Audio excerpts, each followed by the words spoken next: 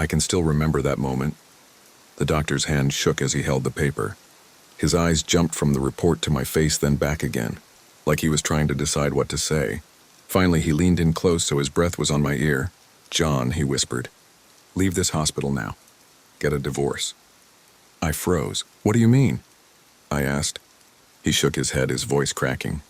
"There's no time to explain. You'll understand when you see this." He pushed the report into my hand, his fingers cold, and walked out of the room. My wife Emily sat on the table humming, quietly and tapping on her phone, not even looking at me. I looked at her smile. Then I looked down at the report.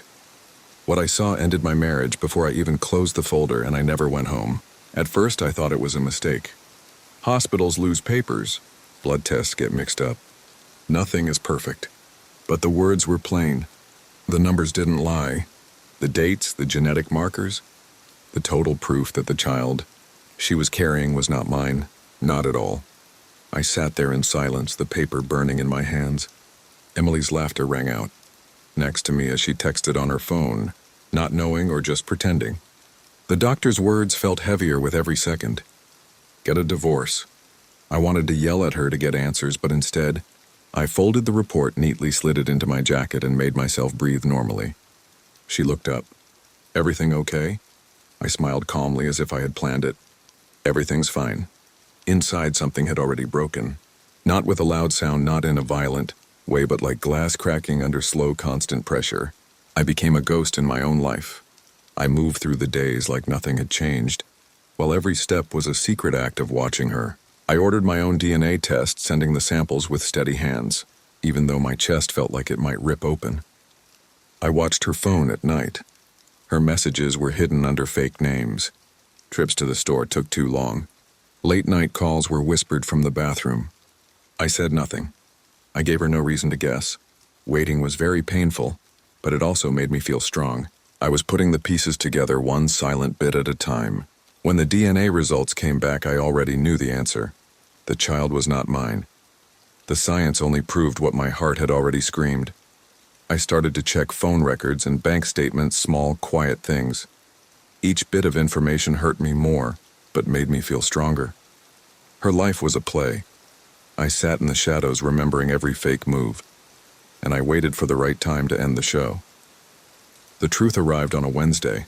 The folder came in the mail, sealed and impossible to question. I carried it home like a weapon. Emily was in the kitchen humming again, setting plates on the table like a wife in some TV ad. I set the folder down in front of her. "Open it," I said. She laughed nervously. "What is this?" "Just open it." She did. Her smile vanished, her hands shook, her face lost all its color. She looked up at me, her mouth opening and closing, trying to find a lie that would work. But the silence was heavier than any words. Finally, she whispered, "I can explain." I stopped her with a calm voice that even scared me. "No, you can't."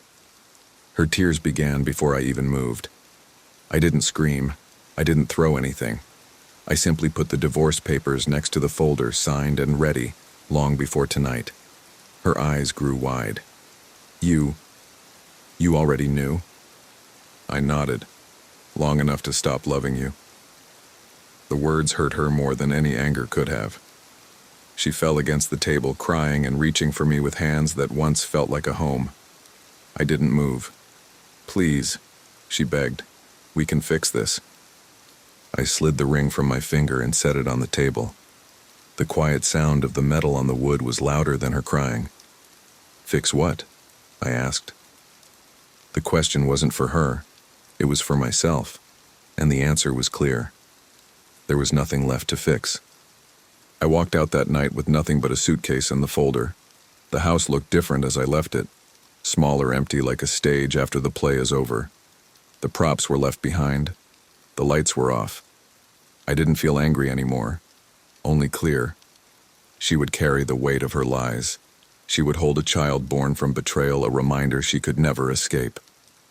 That was her punishment. Mine was freedom.